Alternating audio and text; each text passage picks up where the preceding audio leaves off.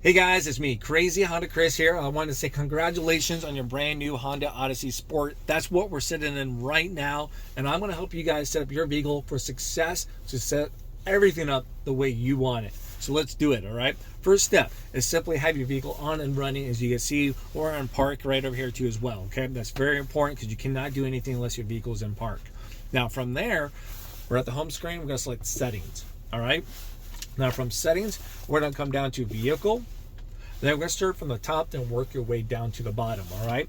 So driver's position setup, very first one right here is going to be for your seat position movement, all right? So this is that setting. When I shot the vehicle, I open up the driver's side door, my driver's seat moves back a little bit. It makes it easier for me to get in and out, okay? Now when I get into the vehicle, I shut my door, I turn on the vehicle, the seat will move up a little bit too. So if you really don't like this feature, this is where you will turn that off at, okay? Or on if you like it. I'm going to hit the back button because I want to keep everything on here for the next person that takes this out for a test drive. Now, we have your memory link position, okay? This is for your two-seat memory. On the back of your key or your fob, you'll see that there's a driver 1 and a driver 2. You can save the setting of your seat to that key fob. Right over here on the door, there's going to be a couple buttons next to the handle. You see there's a set 1 and 2. You set the seat that you want and you hit the set button first. Then you select the number you want to save it to, okay? Pretty nice and easy. You guys are going to love that. So we'll keep it on. Now from there, we're going to back out. We have your meter set up. From here, you have your outside temperature display. You can fine tune this on your driver's interface. You can see on the bottom left-hand corner, it shows you your outside temperature, okay? So if you want to fine tune that, this is the place to do it. I'm going to keep it there. I'm going to hit save, or you can hit back once again.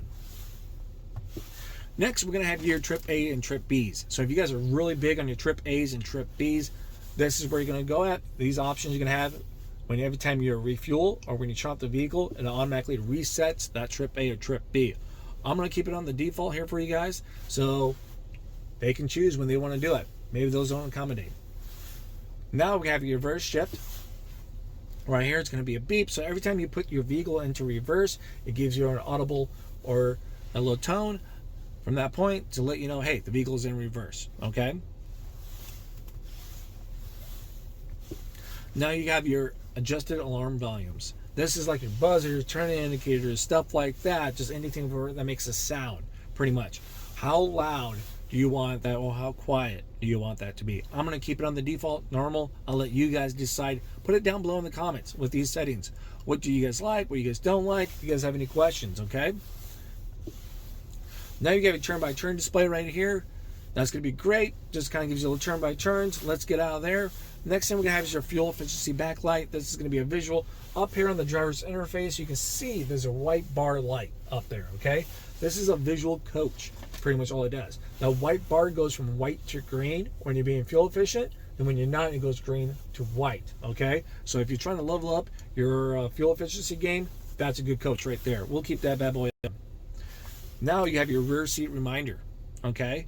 So let's say I turn on the car, about to turn on, we open up the sliding doors, someone jumps back there, I put cargo back there, then I get to where I'm going, I shut the vehicle, boom, right up here on the driver's interface is going to have a little warning thing to check your rear seats, all right? So I won't be forgetting my objects, my supplies, or, you know, precious cargo like the kids. If your kids are that quiet, congratulations. My 3 kids will argue and fight back there. I would never forget them. I think that's why they do it. Now, we'll come down here to your power tailgate setup, okay? So you have your power tailgate keyless open. So let's say the car is locked, all right? And then I got my key fob. I hit the power liftgate button. Right here, that's the power liftgate button, okay? Do I want to do it anytime when the car's all locked up or unlocked, or only when the car is unlocked? So if it's only when the vehicle is unlocked, I have to unlock first, then I have to hit this button. Let's skip all those steps. If I have the key fob, I'm set for success. I'll hit the button, okay? Or even that door back there too as well. If I have the key fob close by to the back, to the tailgate, I hit the button when everything else locks, that will open up. So I have to dig in my pockets when my hands are full, okay?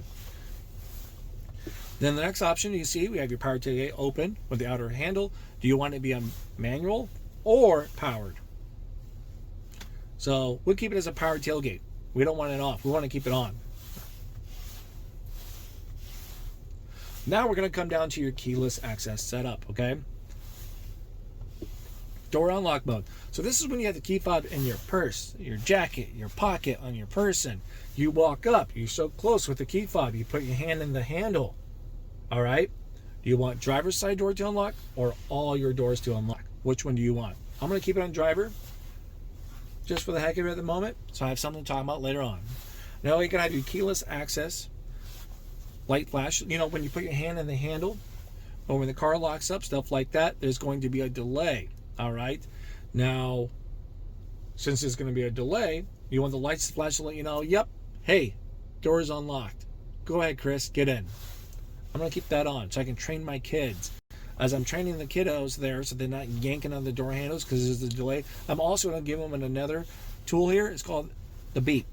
Yes, I put my hand in the handle, gives it a second, beep, beep. Car is unlocked. They know what to get in. I'm going to keep that on. Remote start. I'm going to keep this on. We're here in Iowa. It gets really cold like today. So to use your remote start, all you have to do is simply hit lock twice, boom, boom, and hold this button down here for a few seconds. Then it's going to start right up, runs in 10-minute intervals. So let's say 8 minutes have passed. I repeat the process. It runs for a grand total of 18 minutes. Third time, you can't do it a third time. You only can do that twice, okay? Then it automatically shuts off and the doors remain locked for you.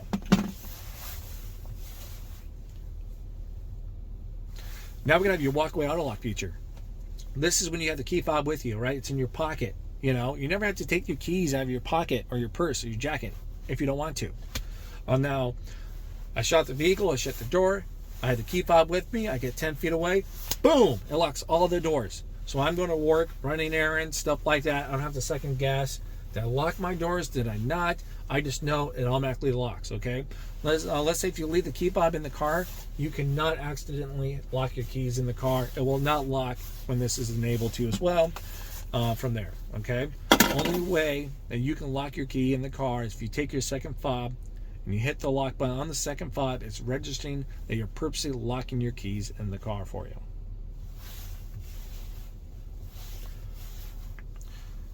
Now we have your safety features we want to go into.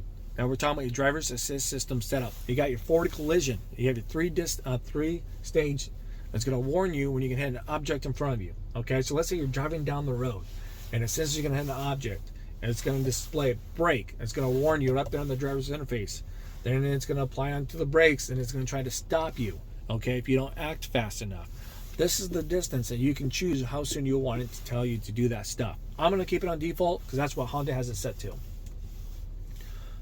Now your ACCs, your adaptive cruise control, I'm going to assume that you guys know how to use your adaptive cruise control.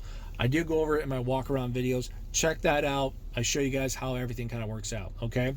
Now, as your adaptive cruise control is enabled, all right, let's say you're going 45, the car in front is going 40, it finds the car in range, it slows you down. Do you want it to beep at you to let you know, hey, I found a vehicle in the range, okay? Or hey, the vehicle's out of the range, now I'm zooming back. Road departure. This is for you when you're driving down and you go off the road a little bit, the sensitivity as it brings you back, okay? You have options. Keep it on normal. You can make it wide, warning only, so it won't be bringing you back and forth, or narrow. I'm going to keep it on normal. Hit the save button. Then you have your lane keep assist beep. So now with your lane keep assist, this is for your highway driving between 45 and 90 miles an hour, okay? Your highway driving. Let's say you're driving down the road and you go out of your lane as it brings you right back, right? As you go out of your lane, do you want it to beep at you? Beep, beep, beep. And it brings you back. Your blind spot. I even have a video that shows you guys this in action, all right? So check that video out if you want to see it, if you haven't experienced it yet, if you're not familiar with this. I'm going to keep it on audible and visual, all right? And that's what's going to show my video to you as well. So over there next to the mirrors, it could be on the inside. Here's a photo of it so you guys can see. That's going to light up bright orange when the vehicle's in your blind spot, okay?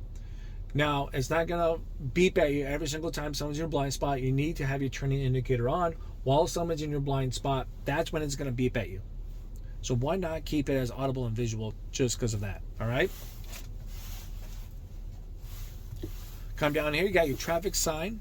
So this is as simple as it displays or not, it's on or off. So right up here on the driver's interface, as you're driving down the road, it finds a speed limit sign. It's going to display it right up there in the center of your driver's interface screen, right in front of you guys. So you got to have that reminder. Boom, 25 miles an hour. Boom, it's right up there. I don't have to second guess, right? You know. Now, door setup, door lock. So we just got into the car, about to drive off, show off the vehicle, right? When do you want your car doors to lock? With speed, when you shift from park, or have it off and just whenever you choose to hit the lock button? Now, you have your door unlock mode, okay? You have a couple options. All doors when you shut off the vehicle, all doors when you shift to park, or all doors when the driver opens up the door, okay? From that point. Which one's going to work best for you? Now, keep in mind, no matter what you choose here, the front passengers can get in and out pretty darn easy. Their door, they can open it. It's just the young whippersnappers in the back, the kiddos, or whoever you want to hold as hostage back there, they can't open up a door until you hit unlock or one of these happen, okay?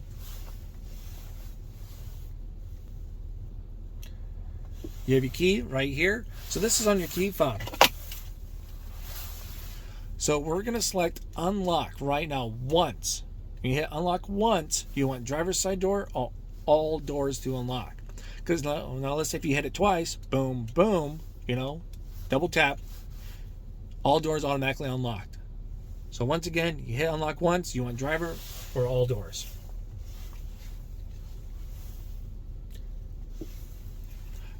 Here we go. I'm assuming you guys lock it all up and unlock it. I'm assuming you want your lights to flash, and when you lock it, you want to probably beep at you, stuff like that. Give you little visuals. That's working. So if someone's running out to the car to grab stuff, yeah, we'll keep that on. Security timer. So let's say I'm telling my oldest, Zoe, I'm like, Zoe, get out there and go grab these supplies that we got, you know, from the grocery store. I hit unlock on my key fob. Psh, psh. And then she has X amount of time, Zoe does, to open up a door. If she doesn't get the door open up in 30 seconds, oh man, all the doors automatically locked. So she better go a little quicker, right? You know, I'll be nice to her. I'll give her 60 seconds. After that, no doors are open. Automatically relocks everything from there. Power sliding doors, keyless, so long as you have the key fob with you, right? Okay. Boom. I can open up the doors with you anytime. Power sliding doors. Car can be locked, can be unlocked. I can use those anytime. All right, so that's there. Now we're going to go to light settings. Your interior light dimming time. All right, when I shut the vehicle, I shut the door, X amount of time, your interior lights will turn off. Pretty nice and easy. Headlights. Once again, I shut off the vehicle, I shut the driver's side door, I walk away, in X amount of time, my headlights will turn off for your nighttime, okay? So if they're on during night, boom. 15 seconds is perfect for me because I parked right in the garage. Now, I can see anyone changing this. So let's say they work late at night. It's not a well-lit area, or, you know, at home. They get home late. You don't park in a garage. They need a little, you know, time to get their stuff and see where they're going. I can see that's why you would change that. All right. There we go. So when you have lights onto auto over here on the light stick, okay, turn-in indicator stuff. You have a switch for auto. This is going to be your auto interior setting right here for your brightness. Driver's interface, stuff like that, okay? Back button. A lot of times people will keep these on normal. You won't change any of these settings that's right in here. All right, so let's say you have the headlights on auto once again. All right, on that stick, that's going to have an auto. And my wipers, I turn my wipers on. You want headlights to automatically turn on. Sorry, I got distracted. Someone's getting my attention. All right, so there we go. Lights on auto. I turn on my wipers. Boom, headlights come right on. Then you have auto light sensitivity. How soon do you want your headlights to come on when they're on auto? I'm going to keep it on normal. And then we have your maintenance information right here. Anything you need for maintenance, right here for you guys. All right, it's gonna display right there.